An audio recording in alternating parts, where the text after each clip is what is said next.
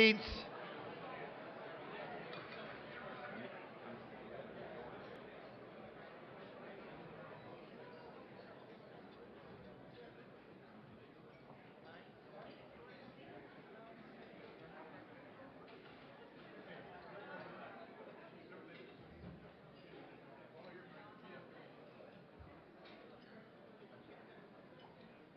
Well, good morning, everyone. Well, we have some empty seats. Come on in, there's plenty of food and it's great. Anyway, I'm Carolyn Goodman, the mayor of Las Vegas, the happiest mayor next to my husband, who was the happiest mayor before me, and probably the only sequential mayors, husband and wives. Yes, we're still married. Like 55 years of it, my mother said, don't marry this guy, it will never last. But the reason it lasted, there is no better job in the world than to be a mayor. And you know it, and I know it. And certainly, my Mayor Langeau knows it as well, and everybody that's here today.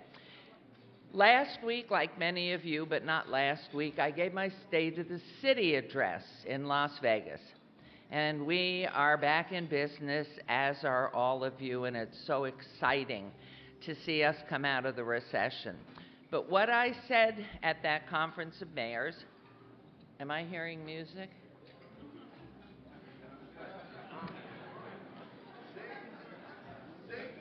God help us if I sang. Anyway, my opening comment was, I know all of you that are online tonight looking at the State of the City are here with me. Many of you are ecstatic. Many of you are extremely happy or happy. Many of you are depressed. Many of you are very depressed. And some of you are even suicidal. And the sad thing is, in our adult family of 10, half of my family is suicidal, half of my family is happy towards very happy. So, knowing all of you, and certainly for the new members of the Conference of Mayors, with whom I don't know yet, but I will, I hope, if I live long enough, it is a time for us to pull together. And I live with it every day. Every time the television's on, there are comments made. And I know the beauty of all of this is we are all about this country. We are about being one. And the most important thing is the agenda is about this business, the business of business. And certainly our president-elect is about the economy and jobs. And in Las Vegas, after safety being number one to us, safety always, safety first, safety second, and so on. Building back the economic base is incredibly significant to us. And we know what we're doing. It's first about streamlining it, making it more attractive to any business that wants to maybe relocate into our city or wants to reinvigorate and move in our city. It's about being efficient. It's about being thorough. It's about being online. And we have made giant leaps in that area. And it's also in redevelopment in our blighted areas, being about finding ways for funding. And we have been extremely successful both with our tax increment financing, new market tax credits, and a variety of visual improvement grants and infrastructure set-asides. So I just want you to know the entire program today. I am very committed to being optimistic about the future. And we're going to take it as we do every day of life, one day at a time. Carpe diem, all of you. And for those of you who forgot your Latin, seize the day. So, enough for me, and I'm scripted. They know to do that in Vegas. Don't ever give her a microphone, because you'll be here for days. In fact, my State of the City was 1 hour and 1 minute, down from last year. So, good morning and welcome to the Mayors and Business Leaders Breakfast. I am Mayor Carolyn G. Goodman of the fabulous city of Las Vegas. I put fabulous in. And I am the chair of the Mayor's Business Council.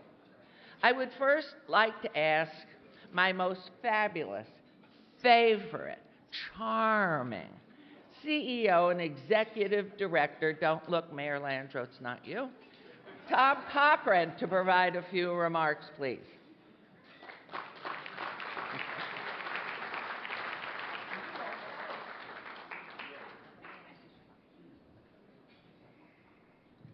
I just want to welcome the Business Council members to this breakfast and to remind everyone that we are the United States Conference of Mayors.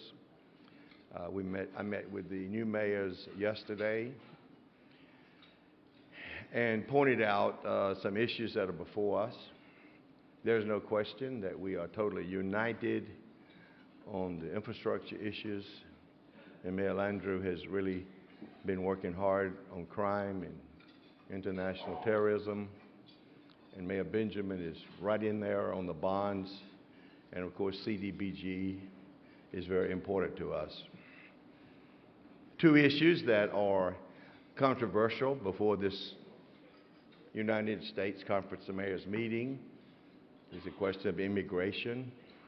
There was fear and trepidation in the Latino communities after the election. It manifested itself in mayors being called upon, and we are very fortunate to have a great leader, Mayor Eric Garcetti of Los Angeles, who is the head of our Latino Alliance, and today he's bringing together the Immigration Task Force, headed up by the Mayor of Providence and Mayor of Anaheim, Republican Mayor Tate, and also Mayor Murray from Seattle, to bring a consensus on the whole question of immigration.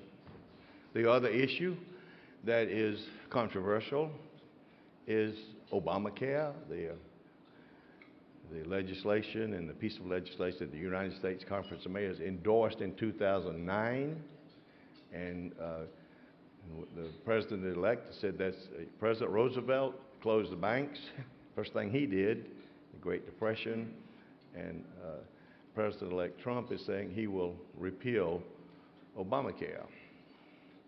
But there are about 5 senators on the Republican side that said, whoa, wait a minute. Before you repeal it, you got to have something to replace it with. So, today we have the leadership from Boston, who's chairman of our health committee, coming together with Mayor de Blasio from New York, who heads up our Income Equality Task Force. And we will come out of this meeting, Mayor Goodman, united on those issues, and we will not be divided, because that's our name, the United States Conference of Mayors. So I'm very pleased that we're bringing this into church to work on it, and there'll be press conferences today, one at 1 o'clock and one at 4 o'clock on these two issues. And I encourage all of you to recognize that we are moving forward as we have met with President-elect Trump on December 15th, and also have heard from the Vice President-elect yesterday. So, with that, I want to also go to my script, and I'll just tell you one more time, as I say each morning like this. The comeback, the economic comeback that we're having, even though that we do have wage gaps, as you know, is large part because of the mayors and the local business people and the national business people working together. So we look forward to a continued commitment for public-private partnerships that will strengthen the economies of our cities and our nation. I'd like to recognize 14 new Business Council members and ask them to stand. AirMap, Altria Client Services, American Heart Association, Anthem Inc., Auto Return, Burns & McDonnell Engineering Company, Conduit, Consumer Technology Association, Hertalife Nutrition, Hertz, Nationwide, Rapid SOS Inc., Squire Patton and Boggs, the Coca-Cola Company in North America.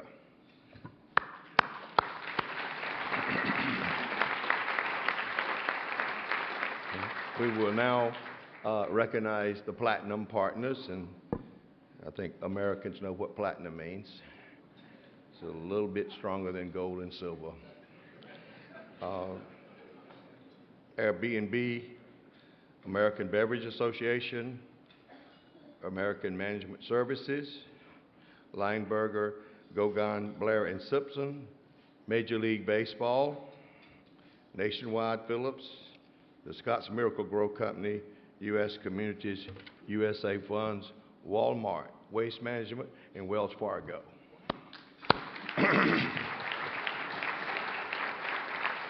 Today, the Business Council has over 100 members, 111 across all industry sectors.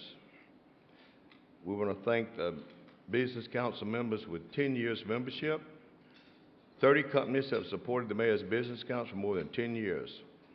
Thank you all for your longstanding support. Last year we came forward with our best practices report, which is the best of the best public-private partnerships all over the nation. And I'm pleased that the best practice report showcasing your successful partnerships was again released at our 84th annual meeting in Indianapolis.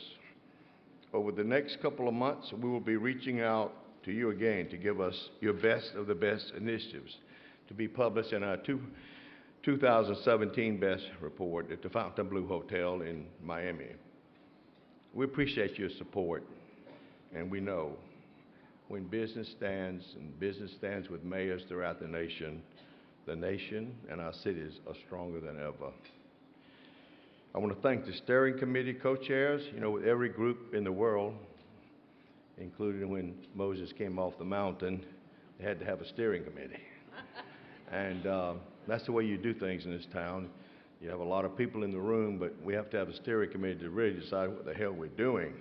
So those people spend a lot more time than others. I want to thank them and ask them to stand. Pete Meadows of AT&T, Amy Curran of CGI, Jamie Alderslade of City Community, Ron Orlando of Comcast Cable, Bobby Watson of Hudson News, John Livingston of Jacobs Engineering, Brendan Orion of Muni Services, Eugene Anderson, Suez, Eleanor Howley of Viola, Javi Angola of Walmart, and Susan Moulton of Waste Management. And we have the co-chairs, Jean Cantrell of Phillips, longstanding partner. Mayor Goodman was just talking about what great jobs Phillips is doing in your city, and also Kim Shields of HDR, and our immediate past president, the one and only Doug Palmer, past president of organization. I want to thank all of you for being here, and let's have a great meeting. And thank you, Mayor Goodman, for your leadership, and thank you, Oscar, who served the great city for 3 terms, 12 years, and now we have another Goodman. The dynasty lives on. Thank you very much.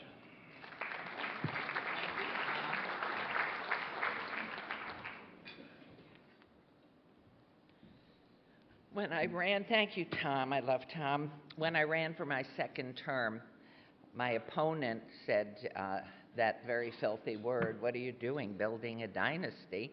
And so, of course, I had the mic, and I said, forget it. I've got grandchildren, 6.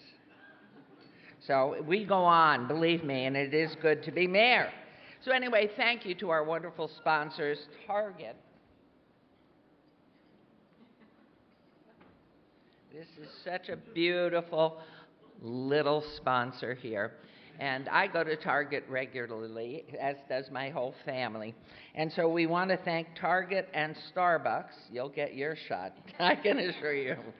So first, please, to the podium, may I ask Isaac Reyes, who's currently Target's Government Affairs Senior Director. And previously, Mr. Reyes was in the U.S. Chamber of Commerce. He was also a principal in the government relations firm specializing in the design and execution of successful legislative policy and political strategies. Isaac also serves on the boards of the Hispanic Lobbyists Association and Avance. And so it's my pleasure to thank and introduce to you Isaac Reyes. Please, how nice to have you. Thank you. Good morning, and thank you, Mayor Goodman, for the introduction. I'm proud to be here on behalf of Target to welcome you to Washington, D.C. and the 85th Winter Meeting of the Conference of Mayors. Through and through, Target is a company that believes in the power of community. And for more than 50 years, we've been partnering with all of you to build safer, stronger, and healthier communities. And as we look to the future, the Target that you know is going to start looking a little bit different with every new store that we open. We're thinking about smaller footprints with services and merchandise assortment that's made to order for each neighborhood. We're going to show you one example. This past October, we opened our first store in the Tribeca neighborhood in Manhattan. Take a quick look at this video to see what went into the 45,000 square foot store.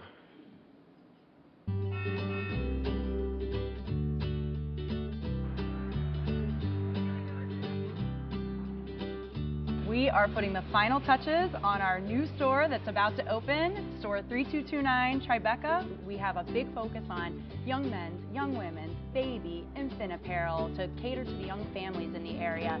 Really a focus on home innovation. So we've got some really cool stuff from a home perspective. When you walk in the store, it just hits you.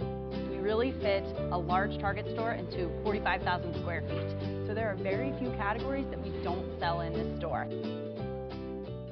So our flexible format strategy really allows us to go into markets that historically it would have been really tough to open with a full prototype store. Our flexible format strategy is the primary bricks and mortar growth vehicle for right now because it allows us to go to markets that are untapped for Target. We have a lot to learn in Tribeca and we're really excited to be here today. Will we get it right? We'll get a lot right, but we'll get some wrong and we'll need to make sure to learn so that we can not only evolve the strategy for this store but also other stores that we open in the future.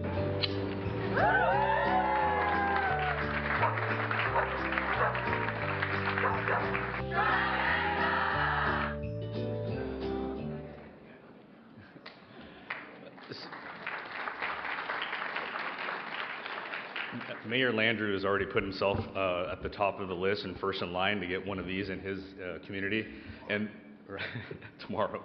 And our Target team here at the front in red and khaki is they have a big bag of money and are empowered to make these stores happen for all of you. So please come see them at any time here. What I really loved about this video, though, is how it really illustrates the way our Target team shows up. We consider our stores and our employees to be part of the community. What do I mean by that? So we hire directly from the surrounding communities, and in fact, we know that over 60% of our employees live within 5 miles of the store where they work. Last year, our team members volunteered over 1 million hours in their local communities. And the vast majority of our store teams are more diverse and more female than the communities that they serve. And our teams love working for Target. The average tenure for our store managers is nearly 10 years. We've opened 30 of these smaller format stores in urban centers like LA, San Francisco, New York, and Washington, D.C. And we're excited to nearly double that number in 2017. And we look forward to working with all of you as we continue to grow in these urban areas. So on behalf of everyone at Target, thank you for your work, thank you for your leadership, and I hope you enjoy the winter meeting. Thank you. We want one downtown. Yes, ma'am. I'm working back here. I said, bring one down into the core of our city, please. Okay.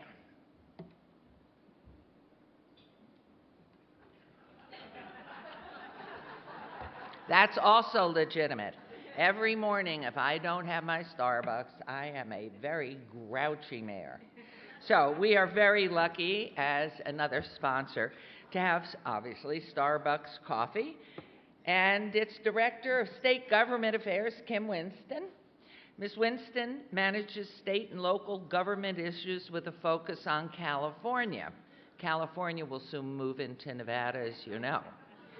As a member of Starbucks' global public policy team, sorry, California, she serves as an advocate for Starbucks civic and community-facing initiatives to inspire and nurture the human spirit. One person, one cup, and one neighborhood at a time. Kim also serves as the co-chair of our Business Council Steering Committee from 2010 to 2012. So Kim, please come back up here where I know you're really familiar. And I'm sorry, I have to take this with me.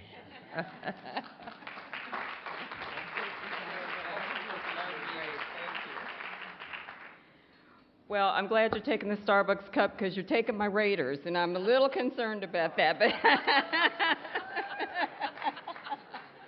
but I'm going to come and see it. Well, first of all, good morning. Mayor Cornett, happy you're here. Mayor Goodman, distinguished mayors, Tom Cochran, our fearless leader and business leaders. It's a pleasure to bring greetings on behalf of the over 300,000 Starbucks partners or employees who proudly wear the green apron worldwide. Before I begin my remarks, I want to acknowledge my colleague Shannon Boldajar, who is also here representing Starbucks. So thank you, Shannon, for joining me. As the world's largest, hey, he's clapping, the mayor, I love him. As the world's largest purveyor of premium coffee, we do not take our leadership position lightly. We are constantly reminded of our role and responsibility as a for-profit public company as we strive to inspire and nurture the human spirit, one cup, one person, and one neighborhood at a time. Over the past year, Starbucks has continued on our passionate journey to enrich the communities we serve. In 2015, Starbucks set a bold goal of hiring 10,000 opportunity youth over a 3-year period. These are young people who are between the ages of 16 and 24 who are not in school or working, and the estimated 6.7 million plus youth in this population cover a broad spectrum of young people from varying socioeconomic backgrounds. We commenced this journey by joining 40 other companies, including our colleagues at Target, Walgreens, and other leading businesses to form the 100,000 Opportunities Initiative. After an overwhelmingly successful kickoff event hosted by Mayor Rahm Emanuel in Chicago on August 8, 2015, we joined with Mayor Stanton, Garcetti, and Murray in their respective cities to not only achieve but exceed the goal of 10,000 opportunity youth hires and our collective initiative goal of 100,000 opportunity hires in 1 year, well ahead of our timeline. However, we're not stopping there. We're headed to Dallas later this year with Mayor Rawlings in placing promising youth in future careers, and we look forward to seeing you, Mayor, in a few months. Starbucks is proud of our new talented partners, not only enjoy an opportunity to learn new skills and earn a living, but they also have access to a range of generous benefits, including health care, stock options, a tuition-free college education, benefits we offer to both full-time and part-time partners. Our most generous benefit available to partners is our College Achievement Plan. We launched this program in June 2014, and we are proud of the 6,200 partners who are currently enrolled in college through Arizona State University's online programs, and over 300 of our partners are now ASU graduates. We know each of these graduates will make immense contributions in the communities where they live and work. In addition to expanding employment and educating our workforce, this past August, Starbucks launched Food Share, a program that takes fresh, nutritious food like our bistro boxes, sandwiches, and protein trays from our stores and places them in local food banks. As Food Share expands across the United States, Starbucks expects to donate over 50 million meals, diverting over 60 million pounds of surplus food from landfills. We look forward to collaborating with many mayors in this room to advance this program and reduce hunger in your communities. While I could impart many more stories about Starbucks and our accomplishments in 2016, I want to end by sharing our work in the area of citizenship. Starbucks understands and applauds the hard work conducted by the mayors in this room and all the work that you do to keep our communities safe. Democracy is critical to your success as mayors and to our success as a business. As part of our ongoing commitment to use our scale for good, Starbucks is looking to elevate citizenship through service, civility, and civic engagement. Given that fewer than 60% of eligible voters cast ballots in the 2012 national elections, helping increase voter turnout at the local and national level is another meaningful way to use our scale for good. So last March, we joined TurboVote, the TurboVote Challenge, in conjunction with Democracy Works and a coalition of leading businesses in an effort to increase voter participation to 80% by 2020. We launched the TurboVote app with our partners to encourage them to vote and to engage in civic activities in their local communities. The partnership resulted in over 2 million new registered voters across the United States in this last election. So in closing, what is the role and responsibility of a for-profit company, public company? Starbucks believes economic development, strong social impact programs, and engaged citizens are areas where we can support mayors in strengthening communities. We are proud to be a continuing co-sponsor of the U.S. Conference of Mayors Business Council, and we look forward to working with mayors in our relentless pursuit of a more perfect union. Thank you so much.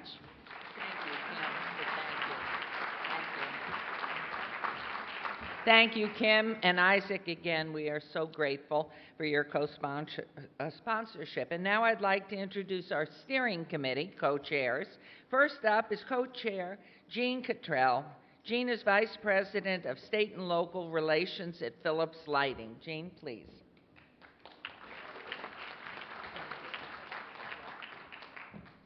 Good morning, everyone.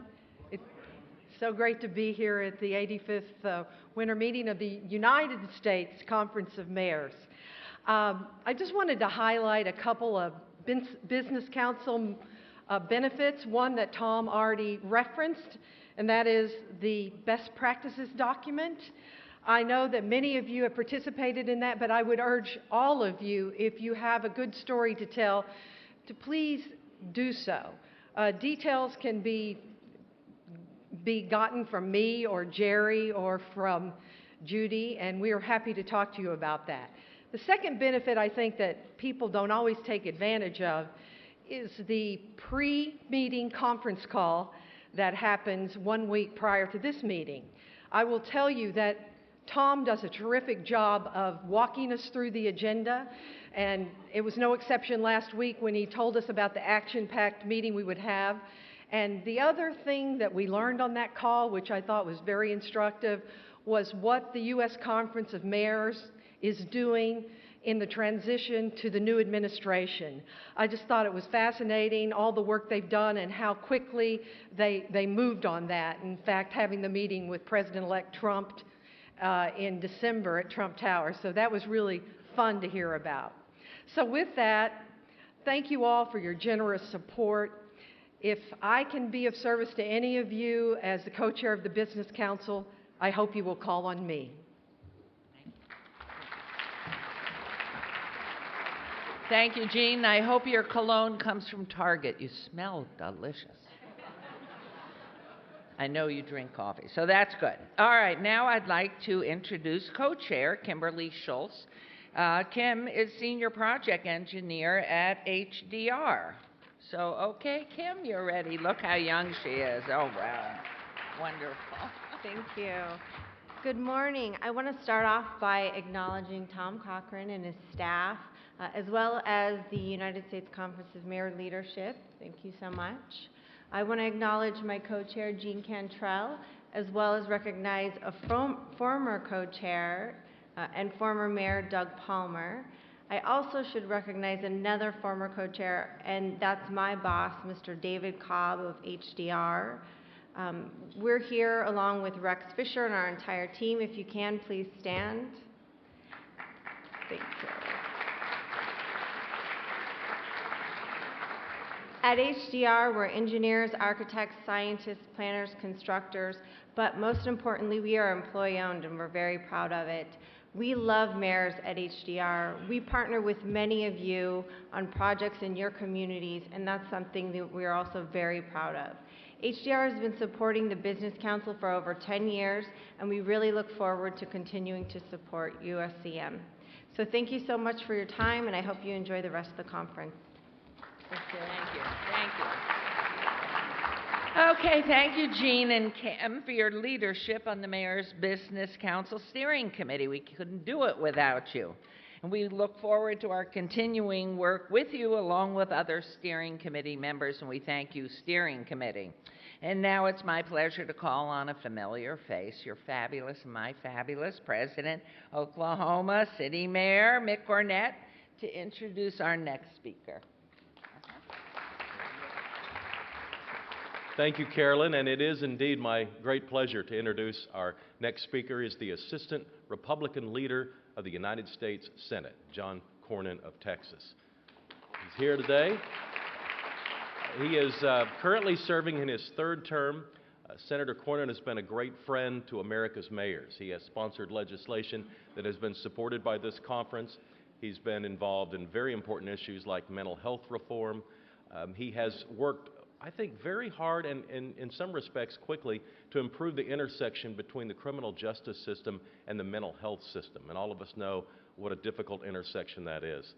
Much of the legislation that was included in the 21st Century Cures Act was the work of he and his staff.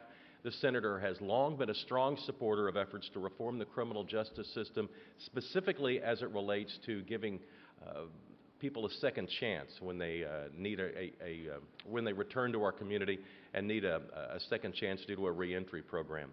He also proposed legislation which allows COPS programs funds to use to provide training for our police officers in active shooting events, and he's also been supportive of both CDBG and our home dollars. He was born in San Antonio, currently lives in downtown Austin. Senator Cornyn understands cities and their needs. Senator Cornyn, we're honored to have you here today. Let's give him a big round of applause. Thank you, Senator. Great to see you. Thank you.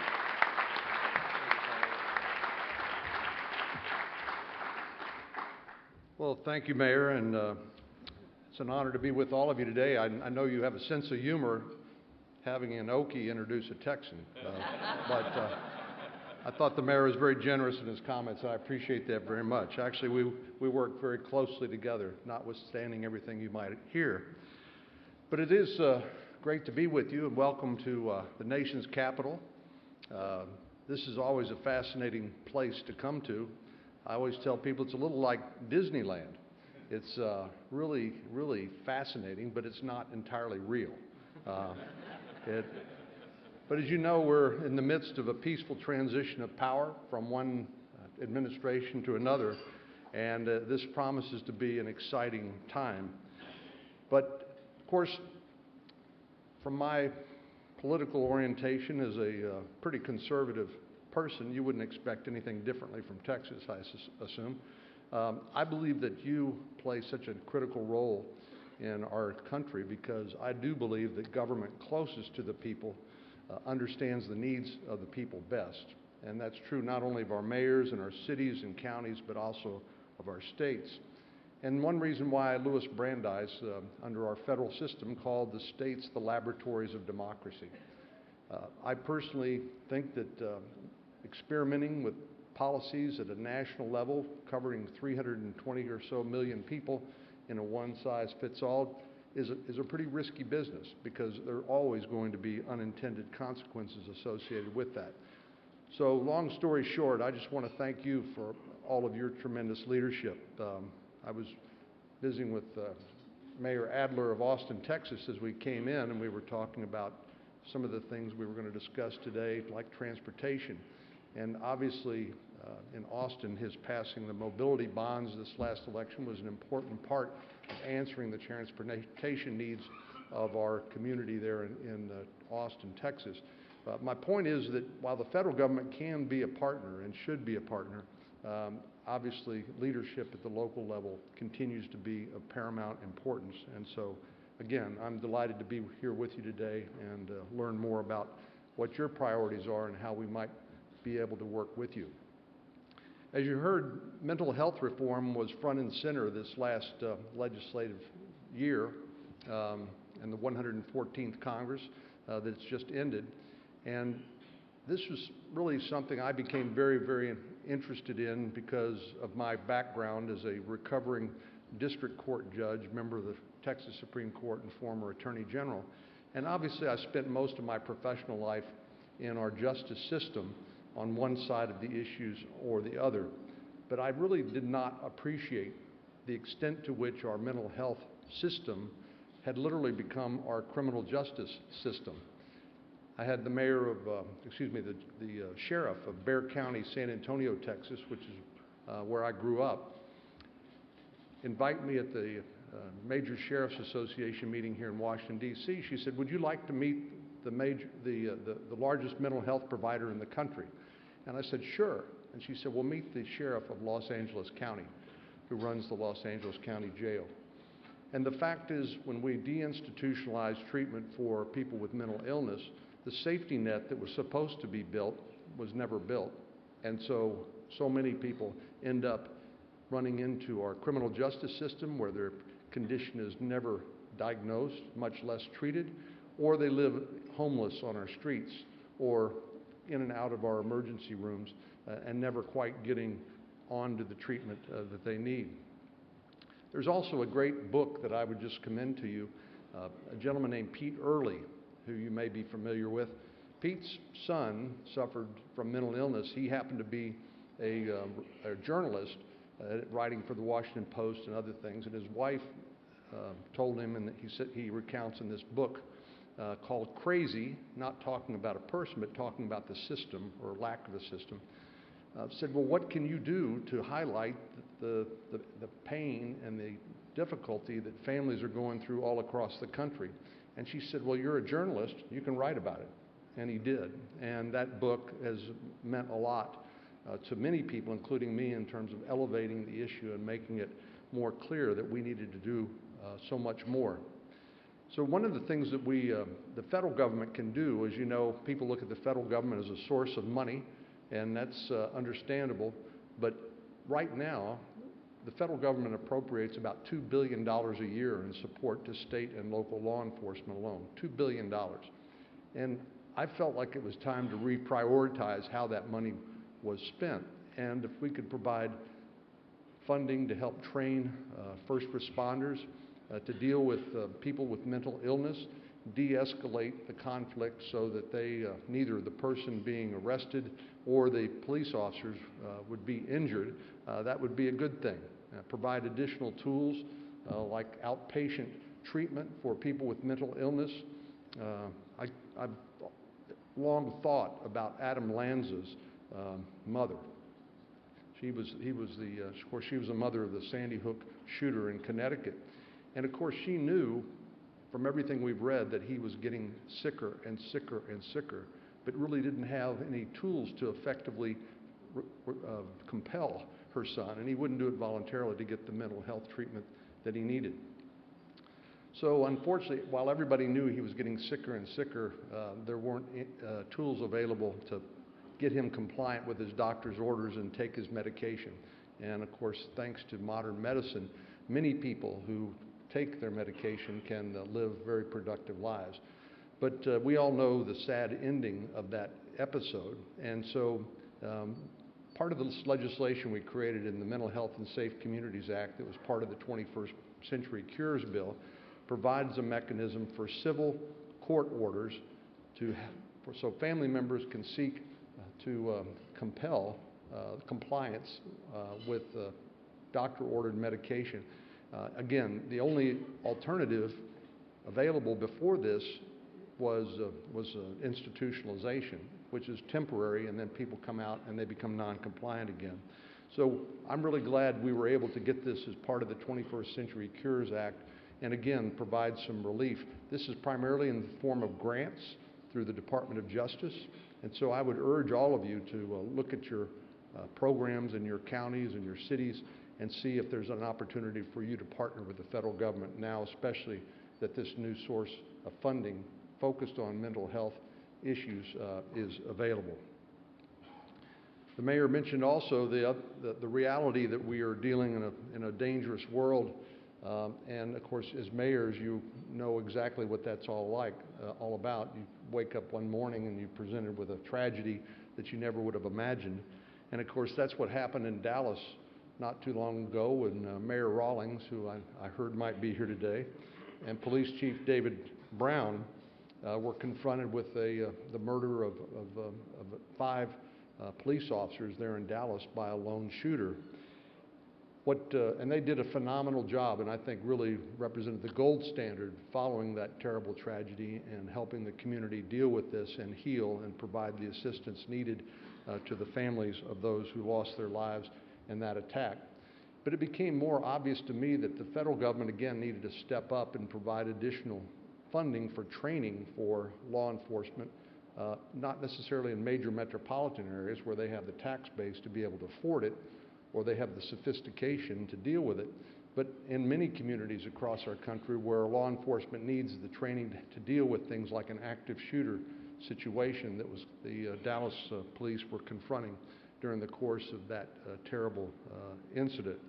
So we passed the Police Act, again, to take some of the money that the federal government already was providing to state and local law enforcement to focus specifically on active shooter training so that every community across the country could apply and all law enforcement officials could get trained to deal with these terrible incidents and minimize the loss of life and injury.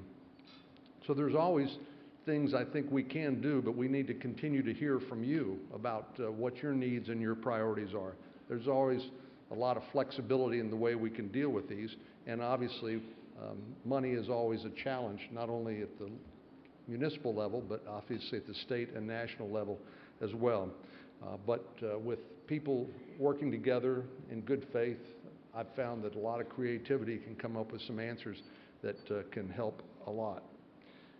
I know transportation is, and infrastructure is also a huge issue. Of course, coming from Texas, we are a fast-growing state, and there's never seems to be enough money to deal with transportation infrastructure. And you know, the gas tax, which was designed to pay for on a user fee sort of basis, isn't proven to be inadequate to deal with those needs.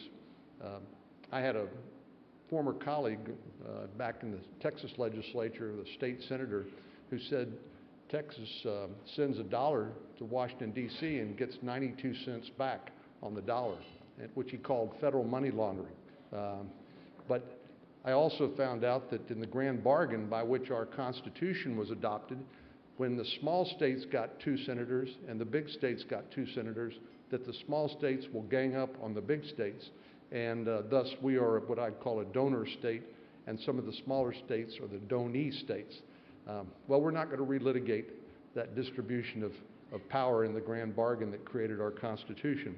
But the point is we need to try to figure a way to do more to deal with the transportation needs. Again, I don't believe the federal government necessarily should be the primary actor, and Mayor Adler demonstrated through his leadership in Austin recently how a mobility bond can be passed to take the initiative. But then with matching state and other federal funds, we can get the job done. We did pass a multi-year highway bill for the first time in many, many years.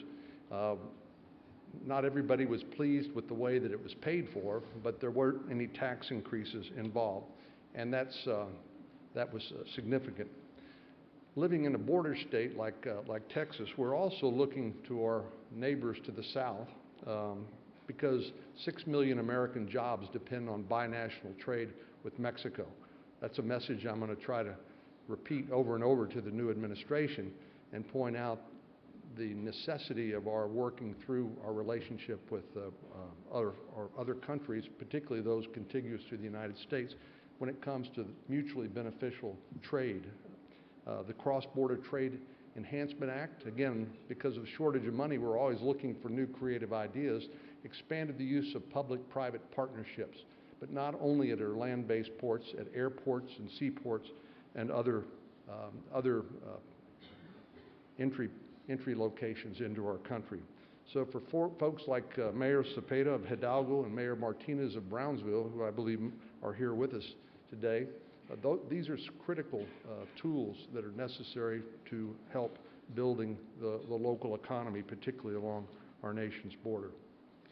Let me just close by saying our country is in the midst of a grand transition and a historic transition of power from one administration to the other. And I know just from talking to my constituents at home and just people you run into on the street, there's a lot of uncertainty about exactly what all this means. But I will tell you that for my part and for my colleagues in the Senate and the House, we feel our responsibilities very deeply, and we believe that working together with the administration, we can continue to make progress in our country, and we can do things that are clearly in the interests of the United States of America as we attempt to reestablish American leadership in so many places around the world. I know it's always a difficult challenge for any president, and one thing you're guaranteed of if you're going to be a leader, whether you're a mayor or a senator or a president of the United States, you're always going to be criticized. But knowing, having in mind a clear vision for where you want to go and working together to try to build consensus in order to make progress is really the key. When I came to the Senate, I sort of had the idea that maybe my main responsibility was to make fiery speeches on the floor of the Senate and to vote no on everything. You can actually get reelected doing that, but it wasn't what I came there to do. And I'm proud of some of the progress we've made. Clearly, there's more to be done, but I'm confident working together we can make progress not only in your communities, but in our states and for the country as a whole. So thank you for inviting me to come, and if time permits, I'm happy to answer or dodge a couple of questions. But I don't want to take your All right. I don't want to abuse your No, time. let's do that. We got about 10 minutes. That's good. Okay.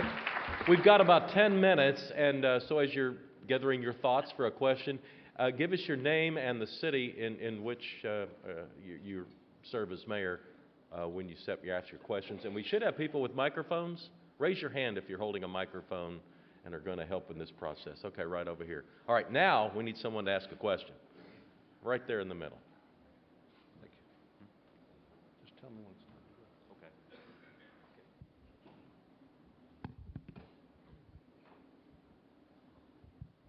Thank you. I was delighted to hear your message. I'm Mark Holland, the mayor of Kansas City, Kansas. I'm actually coming to San Antonio in 2 weeks to speak at a criminal justice behavioral health conference. Oh, excellent. With my wife. We have spearheaded training of our police officers in crisis intervention training to assist with the very issues you've talked about. One of the things that's critical to our community in Kansas, our state has failed to expand Medicaid and has limited access to mental health coverage in our city because of that lack of expansion. I'm concerned about the Affordable Care Act and the access not only to health care, but to mental health care. And I'm concerned that there's just an effort to repeal and not replace. So can you say something about how we can work to advocate for mental health coverage through a tool through insurance? Because without insurance, as you know, the people who have the least access to mental health care are people with no access to health care, period. So can you speak to that, please? Sure. I don't think we can afford to go backward, so that's not an option. We need to go forward, particularly on mental health, access to the treatment, and to divert people from our criminal justice system, as we mentioned a moment ago. I understand the Affordable Care Act is a controversial piece of legislation. It was when it passed the Senate on Christmas Eve morning at 7 a.m. In 2009, but it was passed purely with Democratic votes. I was at a meeting recently, actually it's been a few years ago now, where James Baker III and Joseph Califano, who served two different administrations, made the point that if you're going to do anything durable and sustainable legislatively, particularly on major issues like health care, that if you don't do it in a bipartisan way, then it's never going to endure. And that, unfortunately, has been part of the legacy of the Affordable Care Act. I'm not here to be partisan, and I'm try hard not to be. But clearly, it did not turn out quite the way that it was advertised. The president said, if you like what you have, you can keep it. You like your doctor, you can keep your doctor. The premiums for a family of four will go down $2,500 on average, none of which actually ended up being true. Now, it is true that more people were covered than before, and I will grant the Affordable Care Act that. But there's still about 30 million people in America that don't have access to care, and we need to do better. So the question is, how do we do that? There was campaign commitment, and I think, you know, when you campaign on something, I think you're under an obligation to do what you said you were going to do. And so we will pass a reconciliation bill repealing much of Obamacare, but we're under a commensurate obligation, I believe, to come up with a better idea, and I think we can do better. Part of the problem is because of the mandates on coverage under the 10 essential health care provisions that are required to be in every health insurance policy, including maternity coverage for single males. In other words, we're forcing people to subsidize coverage for other people in order to make the system work. We're seeing other unintended results, like people's premiums skyrocketing because the risk pools did not turn out the way that we had hoped, and you're getting older and sicker people in those risk pools causing premiums to skyrocket. At the same time, you're seeing deductibles becoming unaffordable, and many people effectively having no insurance at all, they're effectively become self-insured.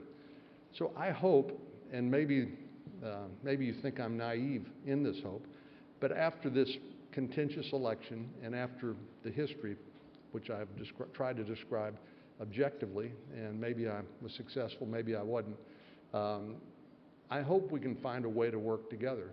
That's the only way we're going to be able to come up with a better alternative. And the goal, in my view, should be let's make health care more affordable by not mandating people buy things that they don't want, and giving people the choices to make those decisions on their own. So if a healthy individual wants to buy a major medical insurance policy that will cover their hospitalization costs, if they get ill and they have to go to the hospital, and they decide in addition to that they want to put away pre-tax dollars in a health savings account to pay for their doctor's bills, I don't know why the federal government should say you can't do that. And so that's the goal. Wish us luck. One more question. Good morning, Senator. I'm Jim Schmidt from Green Bay, Wisconsin. Congratulations on that great... Whoa. We enjoyed our visit. That's Mayor Rawlings down here. I know Mayor Rawlings very well. That was a heck of a game. And thanks for the brisket, Mayor. That was awesome. Senator, I want to revisit the infrastructure comment that you made. We as mayors lobby our congressmen, our senators, and I think you made the comment you didn't see the federal government maybe being the solution for this infrastructure program that I think is one of the top priorities for all of us, small cities, big cities. I meant to say the primary. I guess, and Senator, with all, I respect you. I think you're doing an awesome job. What are things that we can talk to our senators and congressmen about? I mean, this is not going to go away. No. And you talked about the bond that they floated in Austin, but do you have other suggestions for us to lobby people like you so that we can address this in this coming year? Thank you. Well, thank you for that, and I do believe the federal government plays an important role because obviously through the gas tax that's collected on every gallon of gasoline, that money is redistributed to the states, although it's not a perfect formula and it's not proven to be adequate to the need. And the whole idea of the gas tax was based on a user fee model, not just using general revenue paid by taxpayers to pay for transportation writ large. So we need your ideas. Recently, I would say recently, over the last 10 years, we've recognized that private-public partnerships provide an alternative to the status quo. That's been somewhat controversial in our state. It's not in the Metroplex where Mayor Rawlings is so much as it is in other parts of the state where people have never had to pay a toll to ride on a highway. But in Austin and around Austin where I live now, my impression is once people experience the convenience of that, they don't object to it so much because it does provide an outlet. I don't know what the answer is in the end because we struggled with this terribly. The reason why passing a multi-year highway bill was so important is that previously I think we'd had roughly 30 short-term patches, and that's a terrible way to do business. How can you plan? How can you be efficient in the way you spend those dollars if you don't know from one year to the next what sort of resources are going to be available? So whether it's, there's a lot of interesting ideas in terms of the use of technology to make our highways more efficient, and you're probably more aware of those than I am. But I would just say to you, Mayor, let's work together and try to figure it out. And we need your very best ideas. We need the demonstration of the best practices in your communities that we can then use more broadly across the country in order to deal with this, because the problem is not going away. You're exactly right. And the gas tax is not adequate. And the federal government is $20 trillion in debt, and we're spending money that we don't have right now, and we're going to have to deal with that impending crisis as well. But this issue is not going to go away, and the only way I know to deal with it is to work together. Thank you. Thanks a lot.